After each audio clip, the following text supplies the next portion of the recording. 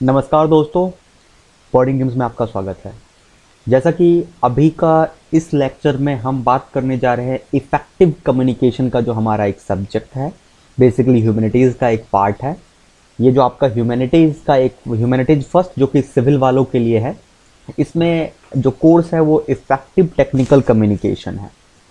एक लाइन में समझो, अगर ये बात समझ में आ जाएगी तो तुम वीडियो को अभी छोड़ के चले जाना। समझ में आ गई तो पक्का छोड़ देना, टाइम वेस्ट करने की जरूरत नहीं है, 5 मिनट भी वेस्ट नहीं करना है।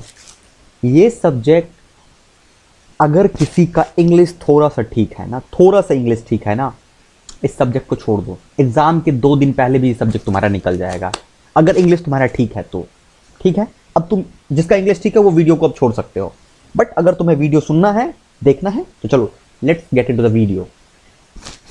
इसमें क्या है, ये जो हमारा इफेक्टिव टेक्निकल कम्युनिकेशन है, ये कोई सब्जेक्ट ही नहीं है बेसिकली। देखो सी, यूनिवर्सिटी हमसे मांगती है कि क्या जो बंदे आ रहे हैं मेरे पास, जो इंजीनियर है, वो इंजीनियर को आता है कम्युनिकेशन या नहीं, उसे बात करने का तहजीब है या नहीं, उसे लिखने का तरीका आता है या नहीं, वो इथिक्स जानता है या नहीं। क्योंकि जब तुम कॉलेज के बाद जाते हो तो तुम जैसे सी, मैं तुम्हें अपना एक्सपीरियंस बता रहा हूँ एक अपना एक्सपीरियंस बता रहा हूँ कि कॉलेज में हम लोग जैसे ग्रुप में चैट करते थे। ओके, ग्रुप में चैट करते हैं, बातें करते हैं, ऐसे जब हम किसी ऑर्गेनाइजेशन के साथ काम करते हैं तो ऐसा नहीं करना पड़ता है। मैं तुम्हें बता रहा हूँ कि अगर तुम्हें किसी से कोई चीज़ मांगनी है, उसके लिए भी एक तुम्हें मेल फ्रेम करना पड़ता है, और मेल का भी तरीका होता है। ऐसे कुछ नहीं कि sir I need this thing, just provide कीजिए हमको ये चीज़, नहीं। अगर मान लेते हैं कि हम किसी ऑर्गेनाइजेशन में काम कर रहे हैं, I am a part of a organisation, okay, let think, और ये ऑर्गेनाइजेशन इंडिया का नहीं है, लेट थिंक इंडिया का नहीं है, हम यूएसए के किसी कंपनी के साथ टाई अप हैं, यूएसए के किसी कंपनी में काम कर रहे हैं, इंडिया में बैठ के काम कर रहे हैं। अब क्या है कि हमें यूएसए के किसी क्लाइंट से हमें इंटरेक्ट करना पड़ेगा, तो उसको उसके लैंग्वेज में प्रॉपर मेल हमको ड्राफ्ट करके देना पड़ेगा। तो ये टेक्निकल राइटिंग के थ्रू आती है, ठीक ना।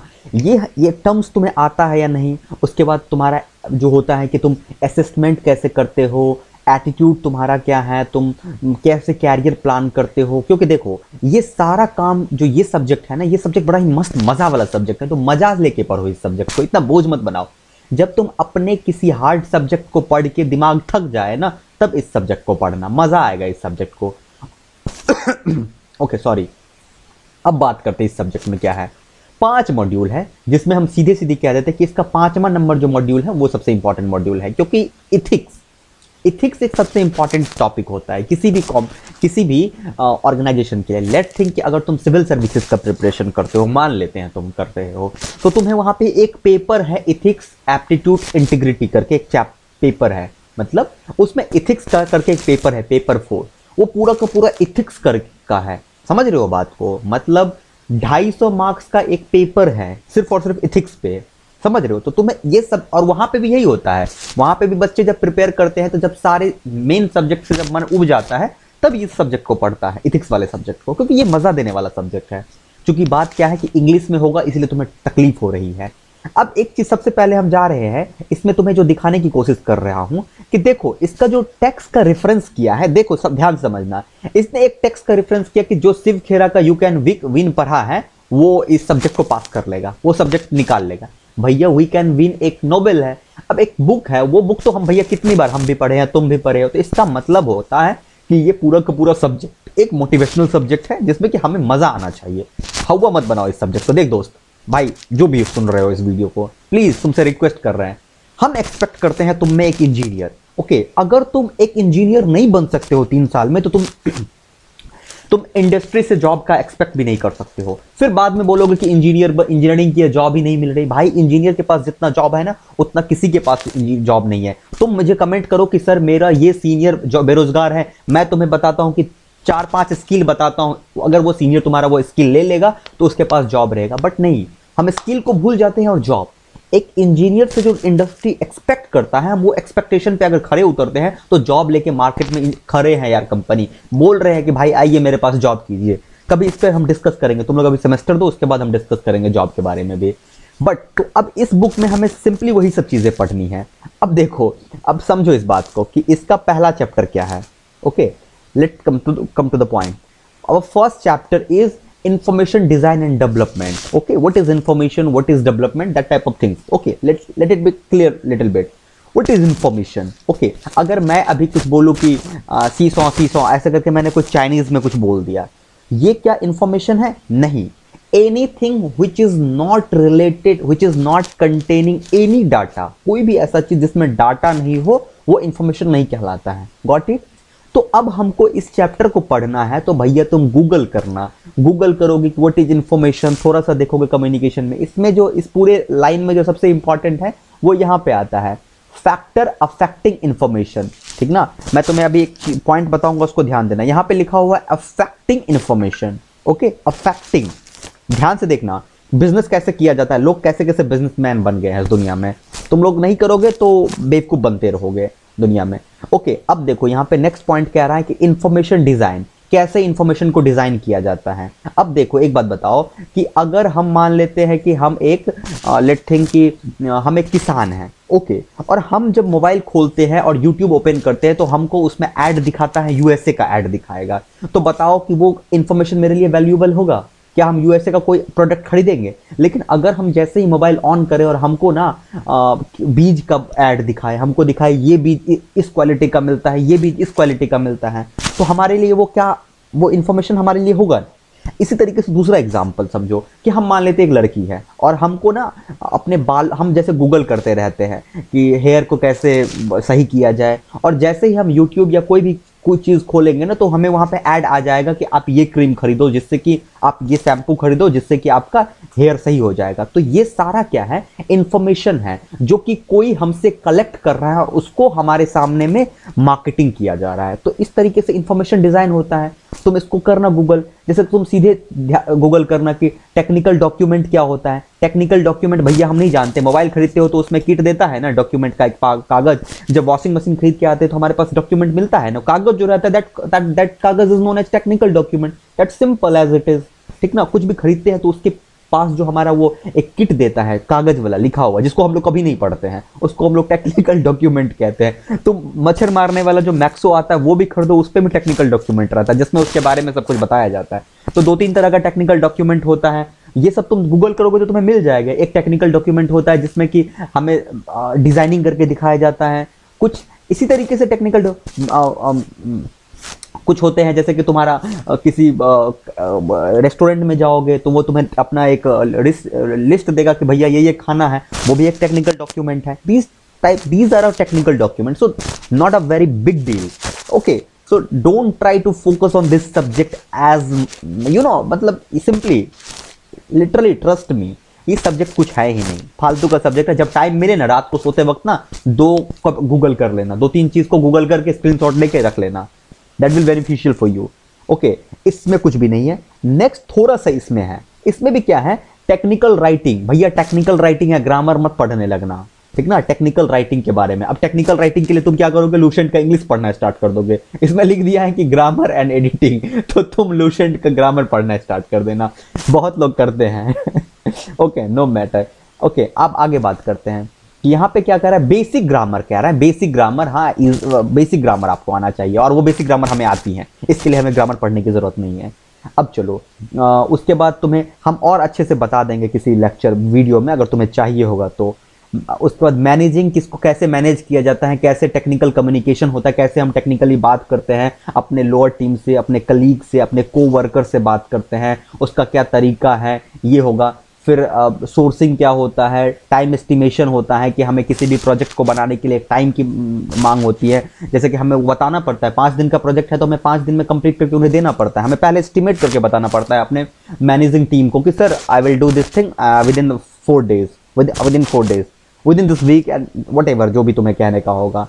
ठीक ना, ये हो गया, कर लिया। तीसरा सब्जेक्ट जो सेल्फ डेवलपमेंट में है, सेल्फ डेवलपमेंट मोटिवेशनल है कि भैया अपने आप को कैसे डेवलप करना है, कैसे टाइम मैनेज करना है, कैसे सेल्फ एस्टीम को बढ़ाया जाता है, क्या होता है वैल्यूज, क्या होता है एटीट्यूड, क्या होता है परसेप्शन, क्या होता है अवेयरनेस, क्या होता है सेल्फ असेसमेंट, ठीक ना, क्या होता है कॉम्प्लेक्स प्रॉब्लम को सॉल्व करने का क्या तरीका है। ये सारा काम तुम लोग किए हो, उसी को तुम्हें लिखना है एग्जाम में। अगर पूछ देगा कि बताइए कि एक इंजीनियर प्रॉब्लम को कैसे सॉल्व करेगा, तो सबसे किसी भी प्रॉब्लम को सॉल्व करने तो पहले प्रॉब्लम लेंगे, प्रॉब्लम लेने के बाद प्रॉब्लम का हर एक पॉइंट को देखेंगे, पॉइंट के देखने के बाद उसको आपस में लिंक करेंगे, लिंक करने के बाद आपस में उसका एक एक पार्ट का सोल्यूशन निकालेंगे, फिर सोल्यूशन को लिंक करेंगे। That's it. अब इसका आंसर हर किसी का अलग अलग हो सकता है, तो तुम एक आंसर को रट्टा मार के जाओगे तो कुछ होने वाला नहीं है। एग्जाम तो पास करोगे लेकिन टाइम वेस्ट होगा। I am just focusing on a smart study. Smart study का मतलब मैं फिर से बता रहा हूँ, 3 घंटा पढ़ना is not a smart study. Smart study की हम कैसे पढ़ते हैं। एंड यहाँ पे आ जाते हैं communication and technical writing, public speaking कैसे होता है, ग्रुप डिस्कशन क्या होता है, ऑरल क्या होता है, प्रेजेंटेशन कैसे होता है, प्रपोजल कैसे लिखा जाता है, ब्राउजर कैसे भरा जाता है, न्यूज लेटर्स कैसे होता है, टेक्निकल आर्टिकल कैसे होता है, ऑफिशियल नोट कैसे लिखा जाता है, बिजनेस लेटर कैसे लिखा जाता है, मेमोज कैसे होता है, और प्रोग्रेस रिपोर्ट होता है। ये सब लास्ट सिंपल है, इवेंट रिपोर्ट, बस कुछ भी नहीं है यार। एक एक गूगल करना ना, 2 मिनट में आ जाएगा, फ्रेम देख लेना, बैठ जाना। अब मैं कह रहा हूं कि जो ये सारा टर्म्स को पढ़ लेगा ना, वो इस सब्जेक्ट का मास्टर बन जाएगा। इथिक्स है, ठीक ना, इंजीनियरिंग इथिक्स क्या होता है, एटिक्विट्स क्या होता है, टेलीफोन क्या होता है, ईमेल एटिक्विट्स क्या होता है, क्या सिंपली एटिक्विट्स क्या होता है ना, कोई मैनर। ओके, ईमेल का मैनर क्या होगा। अब व्हाट्सएप पे जैसे तुम मैसेज करते हो उस तरीके से ईमेल पे नहीं किया जाता है। ईमेल का अपना एक फॉर्मेट होता है, उसको तुम्हें फॉलो करना पड़ता है। वर्क कल्चर क्या होता है, जॉब में जब जाओगे तो वहां पे एक वर्क कल्चर होता है जिसमें तुम्हें हर चीज का आंसर तुम्हें अगर उसमें क्या बोलते हैं, अकाउंटेबिलिटी तुम्हें लेना पड़ता है कि अगर हम किसी प्रोजेक्ट में काम कर रहे हैं तो you should take accountability for that project and you should also take accountability for your team. अपनी टीम के प्रति भी तुम्हें अपना जिम्मेदार बनना पड़ेगा। These are a work culture, ठीक ना। जैसे कि मैं अपना एक एक्सपीरियंस बता रहा हूँ कि जब तुम किसी प्रोडक्ट किसी कंपनी में काम करोगे, प्रोडक्ट बेस्ड कंपनी में काम करोगे, इंडिया के कंपनी में काम करोगे, आउट ऑफ इंडिया, हम बेसिकली आउट ऑफ इंडिया की कंपनी की बात कर रहे हैं क्योंकि मेरे पास कुछ एक्सपीरियंस है, तो उस एक्सपीरियंस से हम कह रहे हैं कि वहाँ पे हम अपने सीनियर को भी नाम से पुकारते हैं, ठीक ना। मतलब हम सीनियर को सर और मैम नहीं कह सकते हैं, और जब भी तुम सर और मैम कहोगे वो तुम्हें रोकेंगे कि नहीं तुम सर और मैम मुझे नहीं कहो, तुम मुझे नाम लेके बुलाओ। तो नाम लेके स्टार्टिंग में बहुत प्रॉब्लम होती है। दीज आर डिफरेंट इशू, हम इस पे बात नहीं करेंगे। तो इस तरीके से हो गया, ये हो गया सिंपल, खत्म हो गया। अब हम कह रहे हैं कि तुम ये एक भी नहीं पढ़े हो लेकिन तुम्हारे पास थोड़ा सा IQ है ना, आओ हम क्वेश्चन सॉल्व करते हैं। अगर थोड़ा सा तुम्हारे पास IQ है, थोड़ा सा, देखो क्वेश्चन सॉल्व करते हैं। हाँ, पहला नंबर क्वेश्चन क्या आ रहा है कि राइट 200 शब्दों में लिखना है कोई एक चीज पे। कम्युनिकेशन एट वर्क प्लेस, किसी भी जगह पे आप कैसे कम्युनिकेट करते हैं। अब वर्क प्लेस ले लो, तुम मान लेते किसी कोचिंग में पढ़ाए हो कभी लाइफ में, वहां पे तुम कैसे कम्युनिकेशन करते हो, अपने मैनेजिंग टीम से कैसे बात करते हो। अगर इसका आंसर तुम्हें एक बार पता चल जाए, अच्छा ऐसा होता है, तो तुम एग्जाम में लिख दोगे। अच्छा ये नहीं भी लिख पाए तो role and responsibility of a engineer, एक इंजीनियर से क्या एक्सपेक्ट किया जाता है। एक इंजीनियर से एक्सपेक्ट किया जाता है कि वो प्रॉब्लम सॉल्वर हो, वो सिचुएशन को समझे और उसके according optimal rules, optimal solution जो है वो हमें दे। फिर आगे बोल रहा है कि टाइम मैनेजमेंट का अच्छा स्किल बताओ, टाइम मैनेजमेंट कैसे किया जाता है। तो बताओ सिंपल, टाइम मैनेजमेंट कैसे किया जाता है। तुम कितना बार देखे हो टाइम मैनेजमेंट, कितना बार गूगल किए होगे टाइम मैनेजमेंट। हो गया ये क्वेश्चन भी तुम्हारा, 2 क्वेश्चन बन गया। इसमें से किसी एक पे नोट लिखना है। अभी मैंने तुम्हें बताया कि ये सारा टर्म्स अगर तुमने पढ़ लोगे तो इसमें देखो तुम्हें इथिक्स एक टर्म है, इथिक्स तुम्हें आना चाहिए। इंजीनियरिंग इथिक्स है तुम्हारे पास, उसका ईमेल का हो गया, रिस्पॉन्सिबिलिटी। अब क्वेश्चन क्या था, क्वेश्चन सिंपली था, क्वेश्चन था कि टेक्निकल राइटिंग किसको कहते हैं, सेल्फ स्टीम किसको कहते हैं, ह्यूमन फैक्टर इन कम्युनिकेशन। अब देखो तुम पूछोगे कि ह्यूमन फैक्टर क्या है, यहाँ पे देखो एक ह्यूमन करके फैक्टर दिया हुआ है, ये देखो ह्यूमन फैक्टर है, ये ह्यूमन है, ठीक ना, इसको ह्यूमन मत समझ लेना, ये ह्यूमन फैक्टर है। ओके, थोड़ा बहुत ये मिसप्रिंट हो जाता है सिलेबस में। अब इसके बाद तुमने इस पे किसी पे भी लिख दोगे। सेल्फ स्टीम क्या होता है, अपने अंदर जो तुम्हारा वो है पॉजिटिविटी है।